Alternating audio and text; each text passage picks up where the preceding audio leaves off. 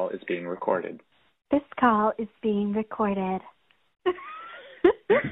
I should start leaving that in because then I wouldn't even have to say that it's a Frankie video because then it's like, this call is being recorded. Now we know what we're in for. Oh, God, this is going to be the most chaotic video of all time. So, technically, today is September 22nd, but for those who would be listening to this, do you know what day it will be for them? October 27th. That is my 21st birthday. Woo! I'm going to get lit. Not too lit. Mom worries about you. So for those who are newer to the channel, they might not be as familiar with the fact that we're nuts, but they also might not know that every video on October 27th, I think going back to, it might even be the first year. If not, it was definitely the second. So for at least the past 4 years of Spooktober, the story that is told on the 27th is a story that you selected. Yeah, I think so. Because it's your 21st, and even though it's not technically today, instead of making you select a story, I figured I would do what you and I do best when we're together in a video, and I would dig into the more haunted side of Reddit and find some spooky stories that I could tell you. You can sit back and relax and enjoy your birthday. That sounds great to me. Okay, so I found 3 that we will do. And all 3 of these come from Free Horror Stories, so shout out to Free Horror Stories on Reddit. Hell yeah. This first one was called the Redwood Cabin. I used to live in Japan, but recently moved to a town somewhere in America. In our town, there was a story going around that a cult had a cabin somewhere in the woods near our town, and that they were doing incantations, summoning spirits and specters, the usual paranormal stuff.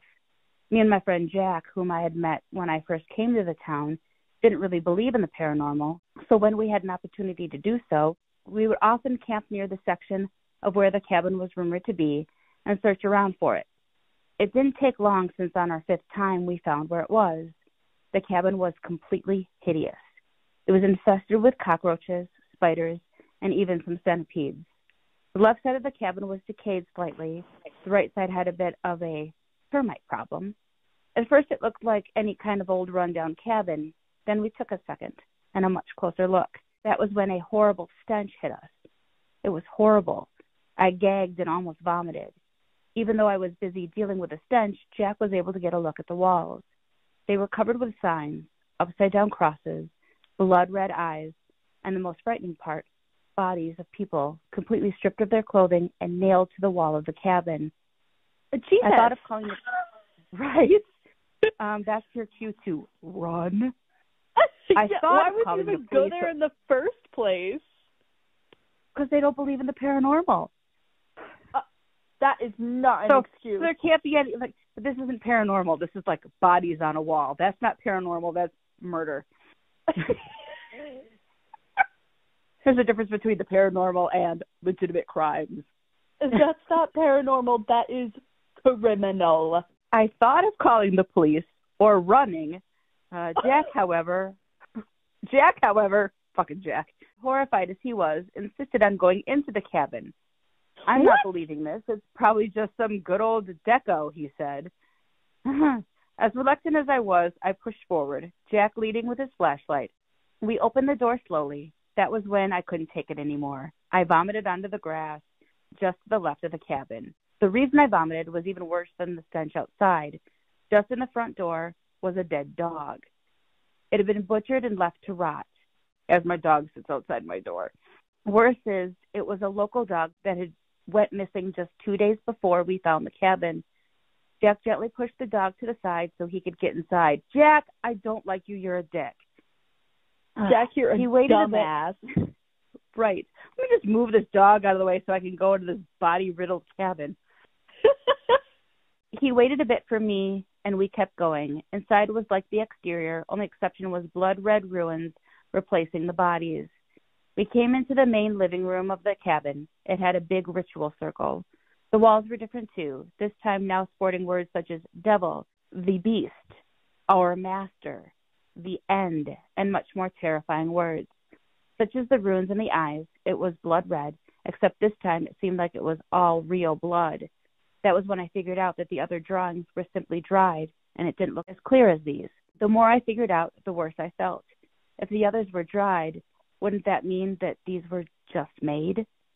That was when I had it. I couldn't take it anymore. I turned to the cabin door, and what I saw I could never unsee. A tall, slender figure covered in intestines, blood, organs, and everything gross and putrid. It was blocking the cabin door. That was when I screamed as loud as I could. I turned back to look at Jack. Though he still looked like Jack, the man I looked at was carrying a knife. He had a grin on his face, widened by the seconds. I backed away from him, but he grabbed my arm and dragged me closer. I struggled, trying to get away, but his grip was locked firmly. I watched in horror as the knife was raised. That was when I made a last-ditch effort. I kicked him in the forbidden zone, which worked, and I ran toward the direction of the door. That was when I bumped into the slender figure again. Now I could make out its face. What I saw was not human. It looked like the face of something out of the deep depths of hell itself. I shambled back a bit, then remembered Jack was there. I moved to the right. I found a window, the only window in the entire cabin. I tried and tried to open it, but it simply didn't budge. I turned back in shock as I realized that this was how it was going to end. I was going to be murdered in some satanic cabin by my friend. I crouched down, now in tears, and closed my eyes. I waited for the knife to end it all. I waited, but eventually nothing happened. So I slowly opened my eyes and saw that it was daytime. Jack, or possessed Jack, had collapsed on the floor, still clenching the knife. The slender figure was gone. I tried at the window again, but now that it was daytime, I saw that it was locked. I unlocked it and opened it up. How silly, I thought, that I didn't check for the locks. I made a mental note to always do that, and then proceeded to exit via the window, carrying Jack through it first. I ran to our campsite, put Jack in his tent, and went into mine. I recapped on what happened and then put this in my diary. Though this wasn't the nearest near-death experience I've ever had. Jesus, what kind of a life are you living? Right? I have questions. I have some questions. Follow up, please. I have more than 2 questions. It was definitely the most extreme and grotesque. Yeah, clearly. I waited for Jack I would to hope wake so. And, right? God, dead dogs and bodies stapled to a wall, sure. Just a normal Tuesday. Yeah, right? I waited for Jack to wake up and then headed back into town with him. I never told anyone what happened and definitely didn't tell Jack, who is now my best friend of all time, that he almost killed me. I took a couple notes here. Okay. You automatically assumed he was possessed and not that he had just tried to fucking murder you? What are you talking about? How did those bodies get there? Why did he so callously push this dog aside like it was nothing? Bitch, that's his murder cabin. Exactly. What the fuck? And now I'm best friends with him. Like, yeah, girly pop. Like, first of all, what the fuck do you mean? Your buddy's throwing up and you're like, let's go further inside. Fuck this stupid Suck it up, Buttercup. dog. We're going to go look into the murder cabin. Like, dude, no. It's just, no. And it's like, I understand, like, if you don't believe in the paranormal, you're not going to believe that something paranormal is happening in the woods. But satanic rituals aren't paranormal. Like, that's another thing. Happens. You don't believe in paranormal stuff, but all it takes is, but your friend pulls out a knife and you're like, that had to have been paranormal. My first note just says Deco with a question mark, exclamation point, question mark, exclamation point, question mark, exclamation point. Then, yep, I fucking knew it. Mm-hmm. And then what do you mean your buddy's throwing up? And you're like, that was basically all the notes I took. But I just could not believe how absolutely chill this guy was. Yeah, right. Either he's a serial killer or he's just a Hall of Fame chiller. The boy ain't right. The boy ain't right. And all I can hope is that wherever that Redditor is, that they are okay and thriving in life and that they somehow got away from that guy. Yeah. Are you ready for the next one? I am. This one's called Crybaby. A little backstory on my house. It was built around 1814 in an old French Quarter-inspired neighborhood. It had been established since 1749. The model of my house is based on an old British Victorian-style brick house, which stands out among the many French-inspired chateau-style homes that line my historic street. With that being said, it has also been remodeled plenty of times over. When I first moved into the house, it needed a lot of work. It looked like it was stuck in the 1970s. So I decided to invest in remodeling the home yet again to bring my home into the new millennium. That's when things started to happen. I'd lived peacefully in my home for 2 years without incident. I think the construction workers might have disturbed something within the walls of the old house during the renovation. I don't know exactly what they did, but whatever it was leads me to the very morning of my day off. It was supposed to go smoothly and without a hitch. Instead, horror ensued. The day started off harmlessly enough. I knew I would have the day off from work and could relax and catch up on rest. I actually had time to make myself a great breakfast. I planned a day of snacking and staying in my PJs all day long. Oh, that's the life. I worked very hard, so it was much deserved. After I stuffed my face and washed my dishes, I headed back to my bedroom and turned on the television. I was laughing along to the laugh track of one of my favorite shows when a whimpering sound rang out in the air. Fuck that. Mind you, that. I am single with no children and no pets. But this whimper sounded like the beginning of an infant's cry. Fuck that. I turned the television down to get a better listen, but heard nothing. I proceeded to carry on with my day. People just carry it on like nothing happened. Like, what the fuck is wrong with these people? It's Reddit. Stop carrying on. Take a second. Right. Frankie, it gets better. I proceeded with my day. Soon after, I fell asleep. What? About an hour into my nap, I heard a loud cry. It was unmistakable this time. It was clearly an infant's cry. It startled me. I awoke with a racing heart and sat straight up in my bed. I didn't have the courage to walk down the hallway to see where the sound was coming from. All I know is that I have a 3-bedroom house. I'm in the master bedroom. The second room is akin to a walk-in closet setup, and the third room is an empty guest room. I heard it that one time and haven't heard it since. To this day, I still wonder who the baby is, why was it crying, and what did it want? Creepy. It's creepy. Your response is, it's creepy. That's one of the most classic 2-sentence horror stories ever. I hear a baby crying. Thing is, I live alone. Bitch, evacuate the dance floor. Like, why are you staying? Have you ever watched the Reddit stories on Smosh Pit? No. For those in the audience who do, you'll get a little tingles with the one word that I'm about to say about this story. Update. This is 8 years ago, after 9 years. So now this is 8 years. Oh, this just happened today. I'm getting a little ahead of myself. I'm a young woman with the British-style home with the crying ghost baby in it. You acknowledge it's a ghost baby. I'm really nervous typing the story, so bear with me. It's been a very eventful day. I stayed at home from work today, and good thing I did, because the electric company sent out a guy to rewire some electric things in my old house because of the shortage caused on my street by a storm. Although the lights didn't go out, they came to every house on my street as a precaution. Well, after an evaluation, it was brought to my attention that some minor rewiring had to be done. So the electrician explained to me that he would be running a wire through the attic to the office, or what would be considered the third bedroom upstairs. I left the electrician to do whatever he had to do and went to the kitchen to make lunch. While I was making my sandwich, I heard the man scream out in horror. I froze with fear because no one is there but just the two of us. I then ran up to the stairs to yell at him to see if he was all right, but I didn't get an answer. I then proceeded to call the police because there was no frickin' way I was going to go upstairs to see what was happening to him by myself, especially since I've already experienced paranormal things in this house.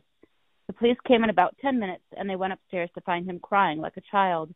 They then called an ambulance because the man was so incoherent they didn't know what was going on. He just kept crying like he was in some sort of a trance, or like he was having some sort of a breakdown. The police asked me what happened, and I told them I didn't know because I was too scared to go check. He was taken outside and put into the ambulance. I went back into my house, grabbed my keys, and bolted to my mom's house. There's no way in hell I'm sleeping here tonight. I don't know what he saw, and I don't care to find out. At this point, I only have two options: get my house cleansed, or move the fuck out. Move the fuck out. Girl, your house is haunted. Or it was not a ghost baby. It was a real baby, and that man saw a baby corpse. Oh. Huh. Yeah, again, this could be legitimate crime. I don't know. I feel like the renovation has a big part to do with this. Yeah, either it turned up and a legitimate ghost baby and this guy saw the ghost baby, or whoever was renovating decided, I don't want my baby anymore, so I'm going to stick it in your walls while we're renovating. Yeah. Either way, that's fucking creepy. Ugh. Dead babies, dead dogs. This has been a little more depressing than I thought it was going to be. Yeah. All right, our last story is called 4 Maria Street. So I have had a long history with the paranormal. I started very young, and as I grew older, I started hunting for them. That's a great idea. I decided to submit the long tale of how I got brought into this craziness.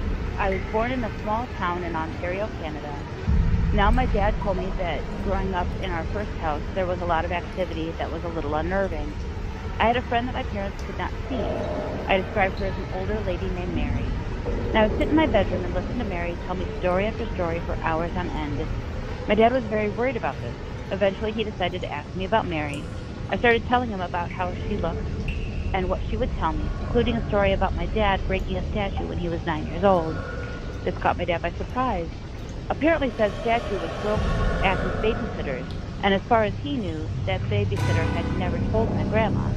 He asked my grandmother about it, and she looked at him oddly, and he told the story, then told him she had never heard that story. It sent a chill down his spine. So he asked my grandmother if she knew about the babysitter, and that he had always just called her Mrs. DeShooters. Her name was Mary Ann. My dad was floored. When he got home, he came into my room where I was talking to Mary. He just watched from the door as I sat there talking to some invisible person about my day and toys and anything else that came into my mind. Eventually, my parents came to see Mary as a positive, despite the odd things that would happen. For instance, when it got cold, blankets would be inexplicably wrapped around my sister and myself, yet the blankets were stored too high for us to reach. When asked, I would tell them about Mary bringing them. Not all the spirits of that house was good. As children, we were afraid of a separate room in the basement next to the laundry room. It was a barren, concrete room. We used to complain of a terrifying man in there who was chained to the wall. As I grew older, I felt it was silly people. These little subtle details. He was just chained to the wall. Yeah, maybe we should move him to the murder house. And he could bring his ghost baby and shove her in the walls.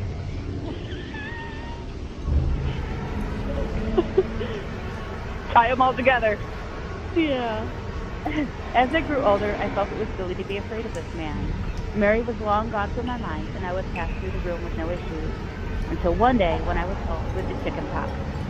My grandmother was watching me. I was about 8 at the time. I was helping my grandmother with laundry when she had to bring up a basket of clean laundry.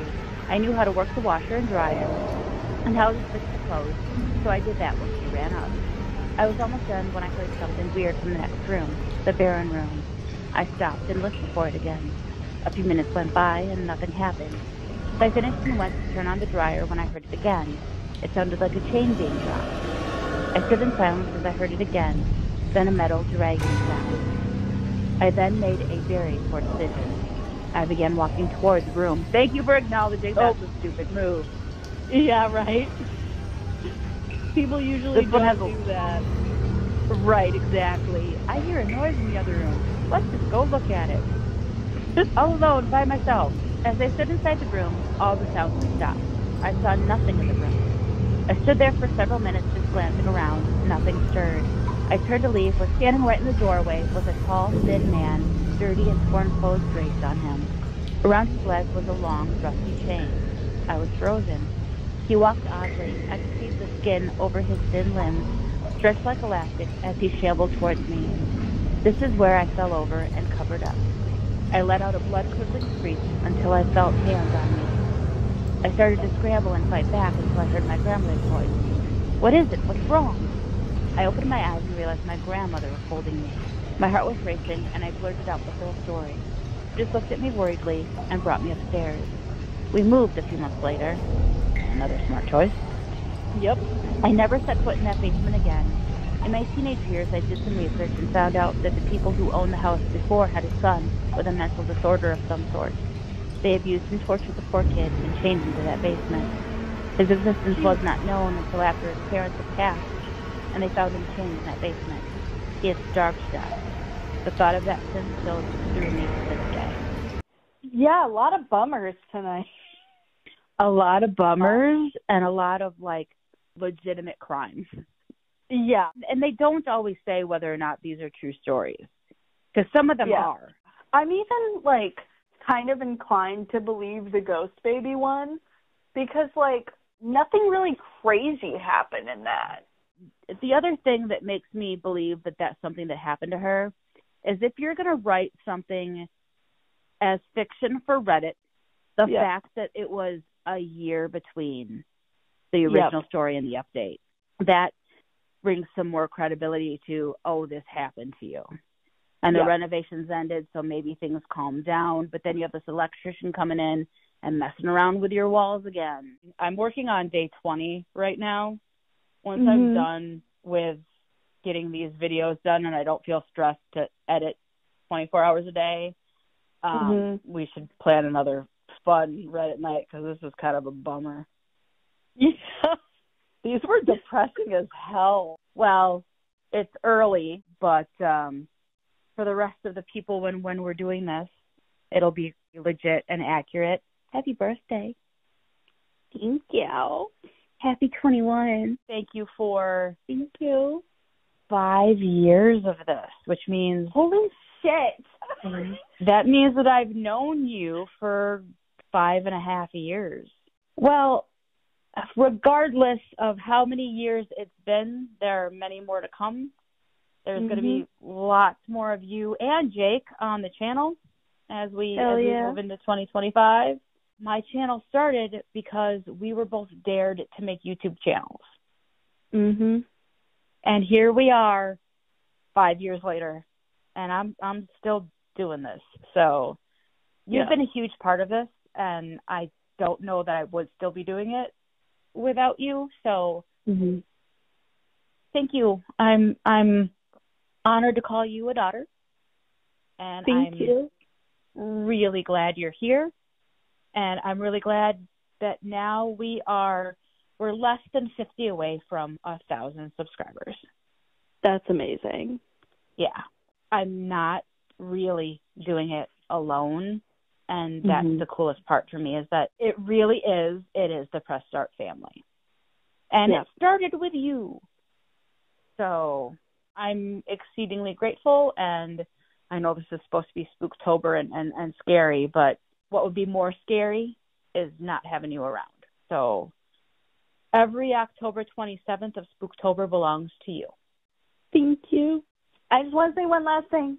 I am so happy you're my mom, and I am so happy that I've gotten to know you for so long. Hell yeah.